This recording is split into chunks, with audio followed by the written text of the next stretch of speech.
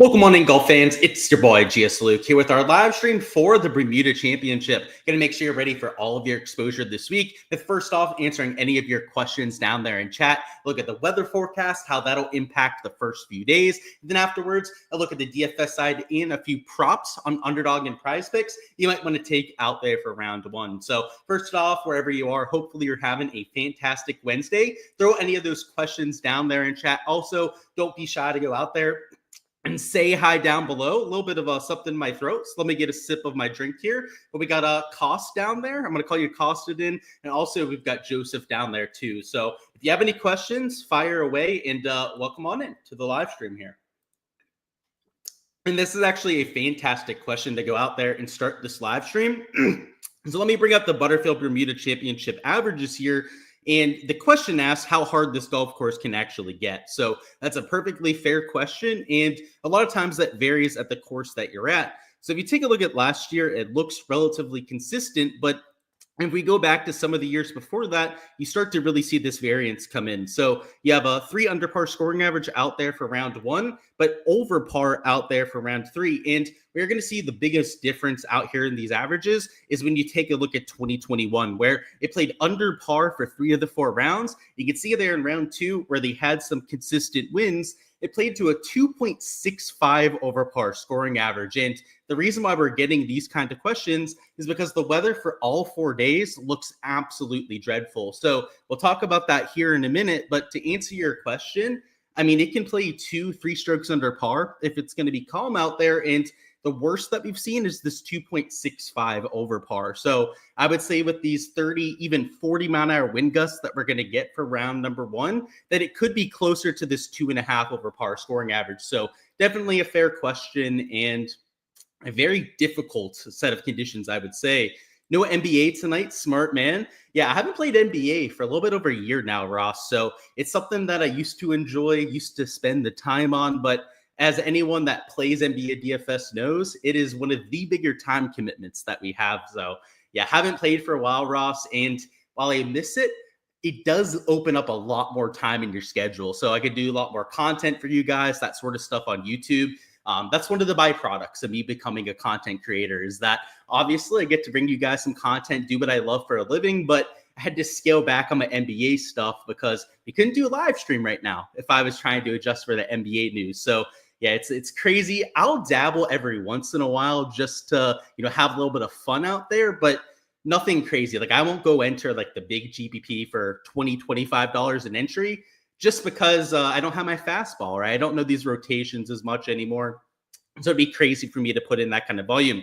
But let's talk about the weather. So the way that we're going to do this is we're going to take a look at all 5 models at once. So we don't have the HRRR model that is usually our go-to out there in the United States. It's not available outside of the continental United States. So we've got these 5 models, GFS, ECM, a lot of the ones that we're used to seeing on here. And we're going to take a look at all of them at the same time. So we've got Thursday up for Port Royal Golf Course. That's where we're going to be out there this week. And you can see for Thursday, though it's a varying degree of shitty weather, they're all over 20 miles an hour of sustained wind. And really, no matter which model that you look at here, it's rather consistent from morning to afternoon. So just to go one by one, really check off the box that we went through them. You see the top one's about 26 miles an hour the entire day. Also, the temperature is relatively consistent.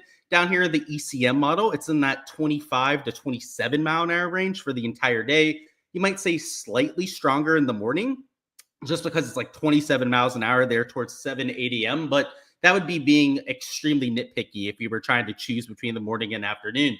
Down here in the Icon model, it's in the 20 to 22 mile an hour range for most of the day. I would also say that it looks rather consistent, maybe slightly worse in the morning, but that would be, again, being very nitpicky about what we're looking at there. The Medio Blue model looks completely consistent, looks the exact same between morning and afternoon.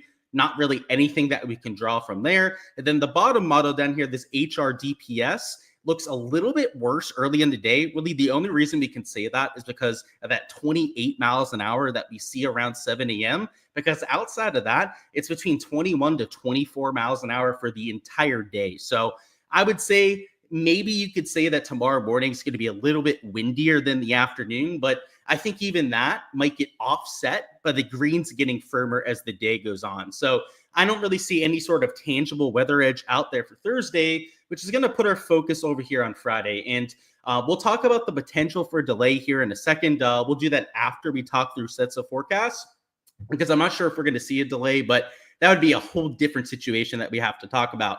But over here on Friday, if we take a look at the forecast, you're going to see that the morning wave might get a slightly easier set of conditions. So this top model wouldn't really say that. If anything, this top model, the GFS, looks like it's a little bit windier towards the morning hours. So that would actually be a vote of confidence towards the PM wave. Looks like that one has a little bit of rain coming in that afternoon. So that probably has a little bit to do with the fact that it's going to get a little bit less windy.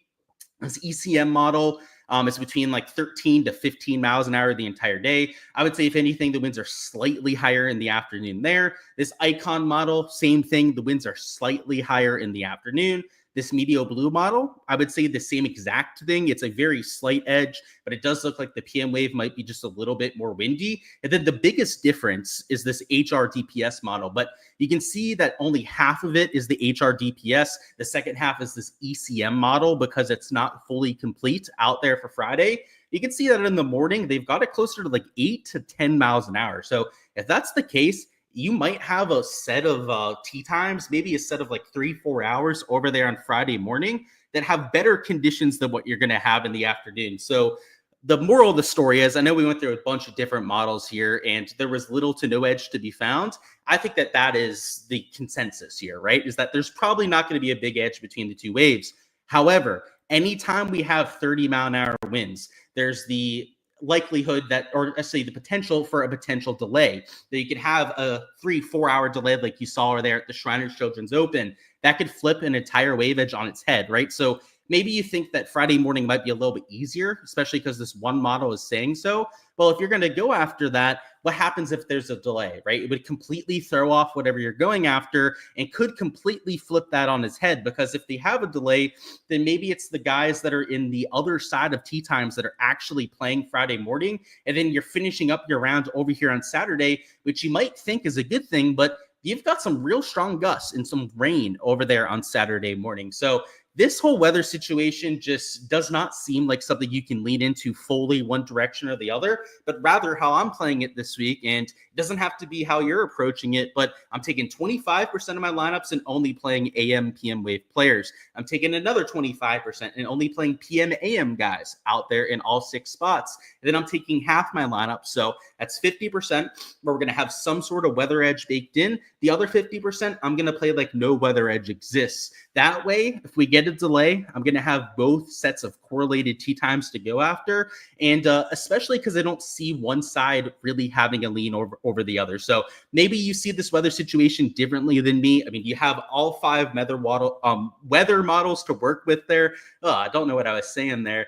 You have all 5 to work with there, as I was saying, to go out there and make your own assumptions. But the way that I see this is that there are small little edges depending on each model that you look at for one side or the other, right? Like you could say that this Thursday morning forecast looks pretty nasty. You might want to avoid that. Well, at the same time, those guys might be playing over here on Friday afternoon when the conditions could be a little bit worse too. So you could say that, oh, like the AM, PM guys are going to get the harder set of conditions.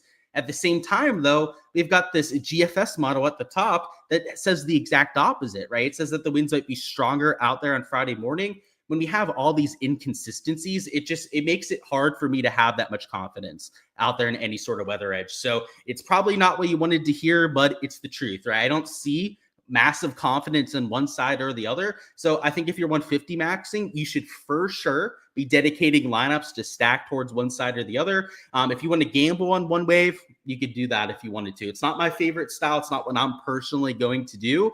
I'm going to take a dabble of both waves out there in my 150 max. So, my plan on it. Hopefully it gives you a little bit of a game plan out there for yourself. Now let's go through my projections, player pool, some ownership out there before lock, and talk more on the game theory side, because the weather I know is going to get a lot of talk out there in the industry, but we still have a lot of our DFS fundamentals to cover here too. So it's not just a weather slate. We're still going to have to go out there, generate some leverage, try and get off of some of that chalk. So I'll mention some of the more popular players on the slate, and that doesn't mean you have to fade all of them out there in lineups, but getting leverage, trying to play that game theory edge is, I think, the most important aspect this week. That doesn't change just because we have a little bit of weather coming into the factor, or into the fold, I should say. It is still going to be about trying to get that leverage and trying to beat the rest of the field. So towards the top end of the board, Seamus Power is getting ownership as expected, but there's really nobody from $9,000 plus that is outrageously chalky compared to the rest. In fact, your quote-unquote low-owned players up here towards the top end of the board are like 14, 15% owned. And your high-owned player would be like a Seamus Power at 22.5%. So even if you're trying to, delineate between the highest and the lowest owned player towards the top end of the board, you're talking about a trivial amount of leverage difference. It's not going to be like a mega chalky guy versus somebody that's 2-3%. You're not going to get that kind of dynamic until you start to get down to the 8K range. There are a few guys down there that are being a little bit overlooked, and then certainly down there with the 6 and 7K range. So up top, usually what I preach is that if you need to take a piece of chalk out there in lineups, the best place to do it is with a 9 and 10K range player. It's not so much that taking that ownership is a good thing. In fact, the exact opposite is true. You want to try and have the lowest combined ownership possible out there in lineups. But if you're going to take a dabble on somebody that you just have a lot of conviction behind, you think is a really good play, you don't care, right? If he's going to be 25, 30% owned, you do it with one of these guys towards the top end. So a Seamus Power for me would be a great example of that sort of player. And the further down the board that we go, the more and more I'm going to be looking for pivots. In terms of guys that are getting a little bit of steam, I think that Ben Griffin is likely going to be over 20%. I think a Doug Yim is probably going to be right around 20% ownership, which is just a little bit higher than some of the peers around them. I think a Lucas Glover, because of his form, is likely going to get some attention himself there too. And down here in the 8K range, Daniel Berger, he's there at about 20% ownership. That is one of the higher end players down there in that range. And Matty Schmid, he's here at $9,100. So going back to the bottom end of that 9K range, he's also going to be relatively popular out there in lineups. It's not like you have to fade all of these players, but if you're starting a lineup and it has 2, maybe even 3 of those guys out there in it, just know that your last few spots, last 3, maybe 4 spots out there in that lineup are going to have to be where all of your leverage is coming from. So I'm not that worried about ownership towards the top. I'm more so just trying to find my guys, but it is worth pointing out some of the players that are towards the top end of that ownership market. In terms of guys I want to point out as plays, the main one here is $9,200 Stan Stevens. If you take a look at some of the win stats, he's towards the top of most databases. And unfortunately, this says a lot about the current state of a lot of databases out there. Depending on which one you look at, certain players are at the top, and on others, those same players are at the bottom of some of the rankings. Over there on the Fantasy National stuff, Sam Stevens is the best player out there on windy golf courses. On a few other databases I've looked at, he's like in the mid-tier range when it comes to the wind players. So it's really hard to know which data set is the best. I would say that the one that I personally trust the most would be the stuff over there on Fantasy National, just because that they have the biggest sample size. They've been actually tracking these windy rounds for quite some time, whereas some of the newer databases, right, there's a lot of innovation that happens on them. I think they're a great thing out there for our space. Just gives us more, spaces, more sites to get data from. However, they're newer, so they don't have as much data correlated, because you don't get that from the PGA Tour, right? They're not telling you how strong the wind is going to be, so they only have it back to a certain point. So Sam Stevens, in the sample size that we have, has been the best player, as I said, on these windy conditions. So I'll play him at 17.4%. Already talked about Berger. If you guys want my full take on guys like a Power, a Berger, a Brendan Todd that you see on this live stream, make sure to check out my video from out there on Tuesday. They're guys that I'm potentially going to add for an outright. Unfortunately, I want to see what the weather looks like Thursday, right? Whether guys are even going to go out there and tee it up tomorrow, because with nearly 40-mile-an-hour wind gusts, I think there's a chance that they go out there and delay play. And if they don't get off on Thursday, like I could see this event getting canceled. So I'm holding off on my outright exposure just because I don't want to deal with that headache when it comes to voids and all that kind of stuff. If they start playing, I don't think the odds are going to change very much on those sort of players. They shouldn't in terms of live odds. Just bet them then, right? So moving on a little bit further down the board, in terms of chalk here in the 8K range, a Jacob Bridgman is a little bit chalkier than you would probably like. Outside of that, though, a lot of guys here in like the 10% range. So nothing that I would say would be overly chalky. A Grayson Sig here is about 14.9%. A Carson Young, also a little bit popular off of his top finish out there last week. So a lot of these guys, you're going to have to play them at 25, maybe 30% of lineups to get that leverage. I don't think it means that you have to avoid all of them, though. So you guys know I like Grayson Sig. If you guys saw that preview out there from Tuesday, a good wind player is coming in with some of his best form of his career, has played well at some of the comp courses that I'm looking at for this event. So $7,800, I'm still going to play him despite that ownership. But out of all those guys I just mentioned, so like a Young, a Bridgman, a Grayson Sig, who else? I guess that's really it. There's not that much chalk down here in the 7K range. Like if I queue down a little bit further, I guess Cage Lee's getting some attention. David Lipsky, I've got it like 11.5% ownership. Just make sure that your lineup isn't chalk up top for your first 2-3 players. I think guys like that is your fourth, fifth man in. You can use somebody like a Grayson Sig as your third, fourth man in when you're taking somebody that's a little bit lower owned towards the top end of the board.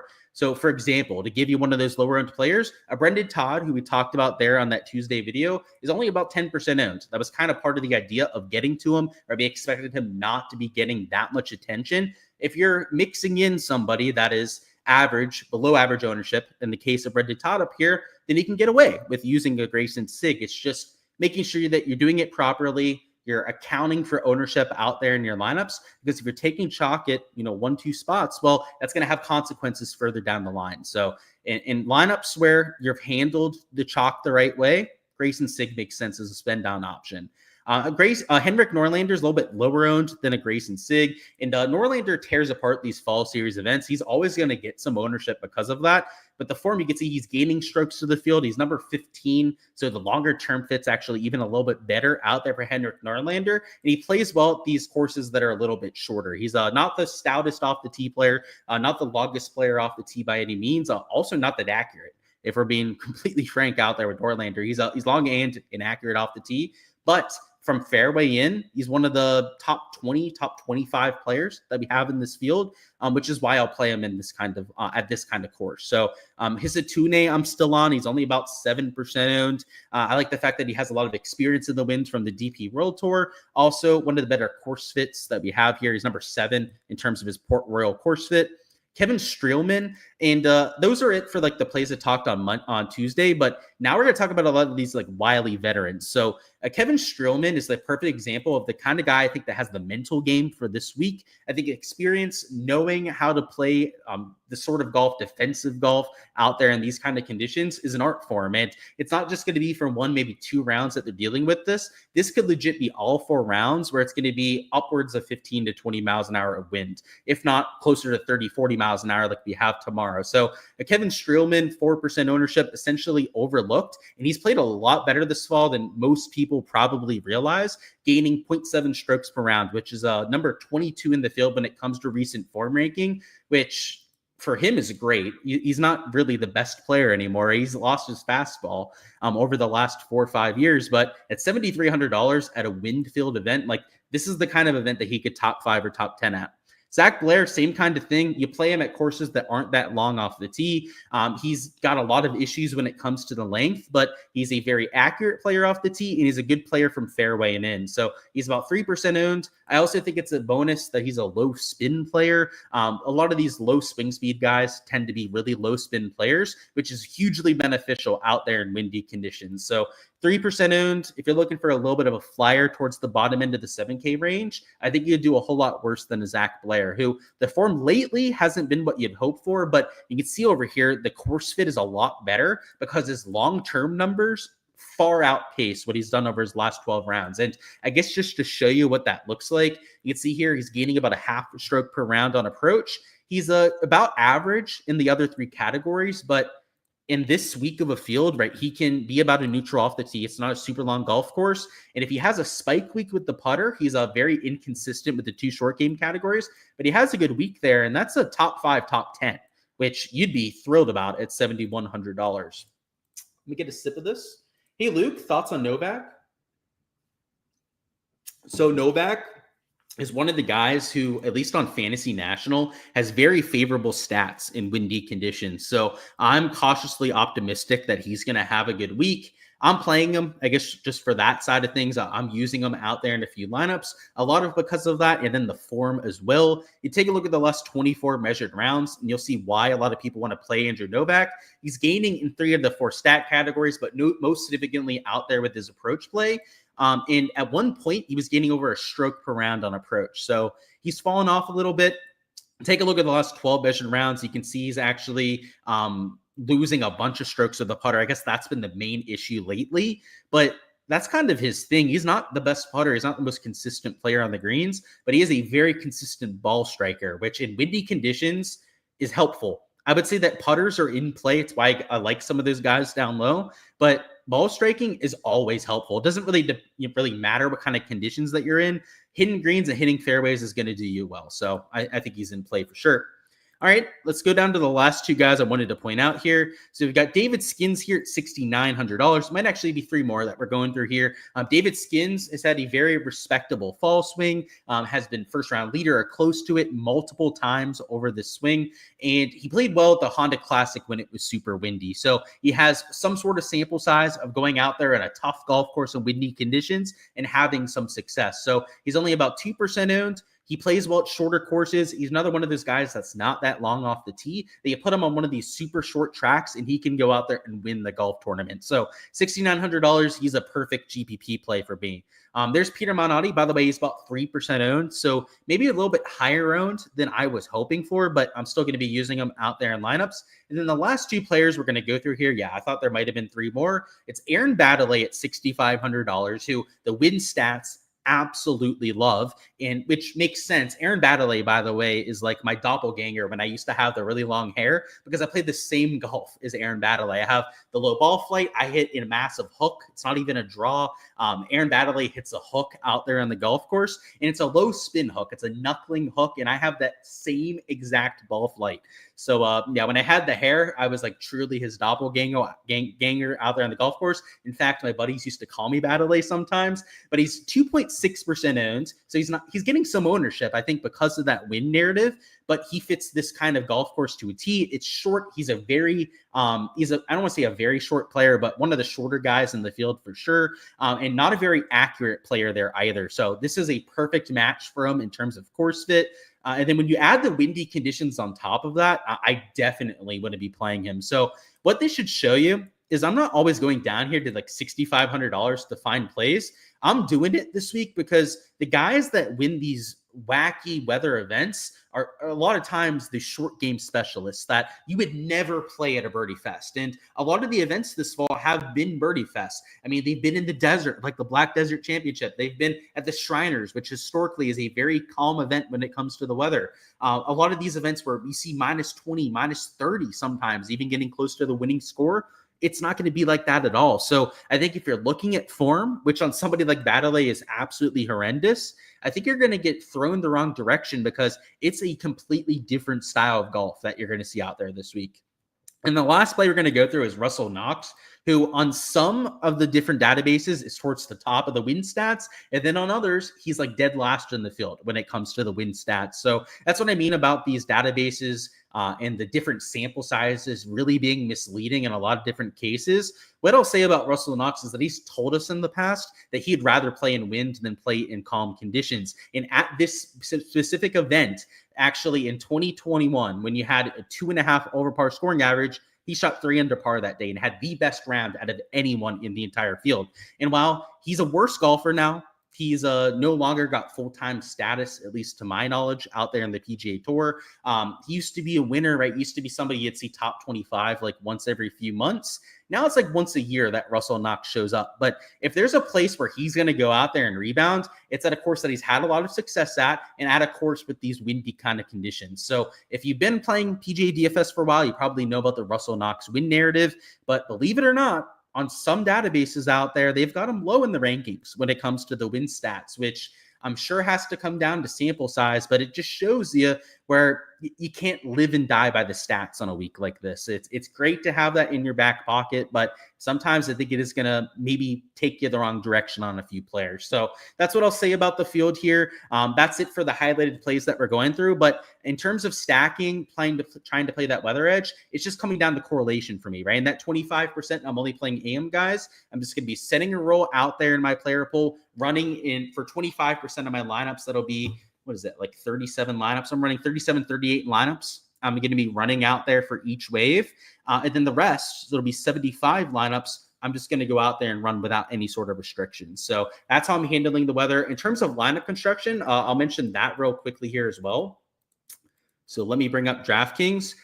You want to be thinking about what kind of contest you're entering before. If there's a weather edge that you're leaning into, obviously incorporate that. But if not, it's just playing the game theory edge, going out there, making sure that we have enough differentiation out there in lineups. As I mentioned, with a chalkier option like a Grayson Sig, you don't use a Grayson Sig at $7,900 when you have the super chalky guys there in the 9 and 10K range. So for example, if your lineup is a Seamus Power and your second man in is a, I don't know, 20% owned Daniel Berger, like that's a pretty damn chalky start there with your first two players. Maybe you don't use Grayson Sig at 7,800. Maybe you try and be a little bit less chalky about it and you go with a Michael Kim, who's a little bit lower owned. Like it doesn't have to be that decision. Like you could still probably make a Grayson Sig lineup work here. It's just that you're further compounding the problem. You're just kind of delaying the issue back to your last 2-3 spots in your lineup here. And your last 2-3 spots are going to have to be even more different than what they were before. So just when you're building lineups, always be thinking about ownership, but you're trying to offset some of the super chalky players at one point. And it doesn't mean that you have to have pivots at all 6 spots. That is not what we're saying here. But 2-3 pivots out there in a GPP lineup should be your goal. And I would say in a week like this, you don't have to have pivots at all 6 spots, but I'm trying to take even more pivots than usual. You're going to get a lot of wacky outcomes when you have weather this shitty for all 4 days. So embrace that. Try to embrace the chaos, as I say quite a bit here on the channel, and know that you're going to see a lot of variance out there. So that's what I'll say about the lineup construction. I'm trying to embrace that game theory edge, maybe just a little bit more than usual. You got a question about Sean O'Hare? So he's the kind of guy that I wouldn't be that surprised to see towards the top of things. I don't have his win stats off of the top of mind. Not somebody that I was researching rather deeply this week. But as a veteran, as somebody that's been around on the tour for a while, he fits that Kevin Streelman kind of mold. So I guess I prefer Kevin Streelman, but if I like him, I'm probably going to have to like Sean O'Hare because of a lot of the same reasons. Assuming the event doesn't get canceled, would I put more emphasis on shots gained around the green? Yes. And I have already in some of my player pool stuff. Around the green, bogey avoidance are things that you want to be looking at. And then I think shots gained putting, maybe even a little bit more than before, which sounds counterintuitive because usually it's like a birdie fest where we're looking for shots gained putting. But when everyone's going to have like a 10-footer, 15-footer for par on certain holes, then it comes down to just who makes the most par putts, right? So I'd be looking at putting too. In a single entry, should I be playing the wave advantage? So it's a good question. Thank you for putting that out there, James. I would say that you can lean into the weather edge, but I probably wouldn't. So the reason I said that I wouldn't, because if you end up getting it wrong, you're going to have a really hard time at cashing. The other side of that coin, though, is that if you get it right, you're going to have a really good chance of taking down that contest. So I would say that if I only had one single entry that I was maybe entering across like a few different contests, that I would probably stay away from using a weather edge. But if I had multiple single entry contests that I was entering with different lineups that I was going to put in different single entry contests, that I might have like an AM lineup that I throw into a few. I might have a PM lineup, right, that I'm throwing into a few builds. That's probably what I would prefer to do over just like going all in on one contest. So it's a good question. If I was only playing one lineup though, I probably don't do it because I don't want to put all my eggs into one basket, if that makes sense. All right, let's talk some prop stuff now. So if you have any DFS questions, I will still touch on them down below. But props are going to be rather fun for this. So let's go over here. Let me actually take – why is it doing that? Let me refresh this, I guess. It was not showing the right thing there. I want to get it to show just the one weather forecast. Not a bunch of different ones. Okay, there it is. So we're just showing the one over here. If it's going to be as windy as what they're calling for, guys, this golf course is going to play over par. And just as a reminder, it is a par 71. So I'm going to bring up Prize Picks because that is where the one slip of entered has gone in at this point. But there are a bunch of different props I've been looking at. So if these end up bumping, I haven't checked it quite yet. I'm going to have some backups for you guys. And I think props round to one, I wouldn't go crazy unit-wise, but it feels like it could be a really good spot for some props. So the props I ended up taking were an over on this Caruana strokes, and then it was over on Camilo Villegas strokes. And they haven't bumped. They were at 69.5 before, which because this is a par 71 setup, means they'd have to shoot -2 to go under. Now, the really shitty part about this, and there's no way around this, unfortunately, is that the payout's going to get completely nerfed due to the correlation between these two. But if conditions are as hard as what I think they could be, these are just massive values compared to where they should be. So the reason why I think that these could be really big values is if we go back to really the only day where it's even going to be comparable to what they're going to see tomorrow was the second round back there in 2021. It was super windy that day. The flag sticks were almost blowing sideways, and it played to a plus 2.6 scoring average, which on a par 71 is a 73.65 scoring average. Now, Camilo Villegas, who, by the way, Camilo won this event last year. So that would be the one counter argument to fading Camilo is that he won at this event last year, but conditions were perfect all 4 days, right? It's going to be a completely different golf course with all the wind out there. So I don't worry about that all that much. But for these guys to shoot 69, let's assume it plays 2.65 over par. That would mean that they have to gain 4.65 strokes to the field. That means they'd have to gain nearly 5 strokes to the field when both of those players coming into this event are losing strokes over their last 12 rounds. So just to give you an idea of the exact numbers on this two with their form, Caruana is losing 1.9 strokes per round, which means compared to his 12-round baseline, he'd have to gain nearly 7 strokes to what he's been doing recently. Let's look at Camilo Villegas, right? He won here last year, right? That's all dandy and all, but he's losing 1.5 strokes to the field. That means to cover that kind of line, that he's going to have to gain like 6 strokes to the field or 6 strokes to his baseline to go out there and cover that kind of line. I think that these are massive, massive values when it comes to the props. So if I was setting these projections, I would probably have these two at 72.5, which is a 3-stroke discrepancy compared to where they are in books. Now, the reason why I say that you have to kind of be a little hesitant, be a little scared when it comes to these round one props is the setup could completely change things. If they make this golf course batshit soft, if they soften it up, like make it shorter, they give them like center pin locations on every single hole, right? Maybe it doesn't play 2.5 over par, right? Maybe it only plays to like a +1 scoring average. Even then, even if it is going to only play to like a +1 scoring average, I would have guys like these two at like 71 strokes, like 71.5 probably, like a little bit over par just because of their form heading in, which is still like a 2-stroke discrepancy compared to where they are out here in books. So I'm not quite sure what Prize Picks is thinking with these lines. I mean, just to show you some of this over here on the sports books, like Patrick Rogers is a lot better than those other two players. Like Patrick Rogers is like gaining a stroke per round heading into this event. It's like 2.5 strokes, 3 strokes better than those other two players, and he's -135 for his over. Jacob Bridgman, who, by the way, is also gaining a bunch of strokes heading in. He's in the top 15 of the outright betting odds for this golf tournament. He's -140 for his over. I mean, like, how the hell do we have, especially one, like Villegas, I sort of get it because he won this event. Like, it's like, okay, he won the course at the course before. Maybe he really likes it. Like, I sort of understand why they could put him at 69.5. I disagree with it. I still think it's a solid over, but I kind of understand it, right? Like, I get what the lines maker's thinking. This one prop, what the hell is the lines maker smoking is my question. So Caruana over 69.5 strokes is definitely my favorite out of the two, but this Villegas over, I think would make a lot of sense. They've got a lot of guys out here at like 3.5, 4 birdies. Birdie average is probably going to be close to like 3.5 per round. So George Bryan, I would have to say that would be a decent fade out there at 3.5. But even some of the lower birdie guys here at 4 would probably make sense out there for a few props too. So even like they have Villegas, Caruana over there at 4 birdies, I would still rather fade their strokes line just because they tend to make a lot of bogeys out there in both cases, especially Juan. Juan is an absolute madman.